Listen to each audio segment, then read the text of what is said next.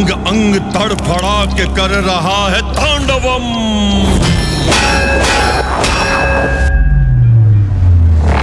कृष्ण हो नाथ, कुछ बाकी ना रहा। इस भोजपुरी इंडस्ट्री में हमने तो कभी सुना ही नहीं था कि ऐसा भी होता है। बॉलीवुड से लेकर आज तक किसी ने ऐसा नहीं किया जो हमारे भोजपुरी में है। देखिए खेसारी लाल यादव जी ने कर दिया। खेसारी लाल यादव जी, हाँ, आप जैसे कि आप नाम जानते होंगे, अभी अभी एक टीजर आया है, जैसे कि आपने देखा होगा, रंग दे बसंती का। खेसारी लाल यादव देशभक्ति के रूप में दिखाई देंगे आपको इस फिल्म में।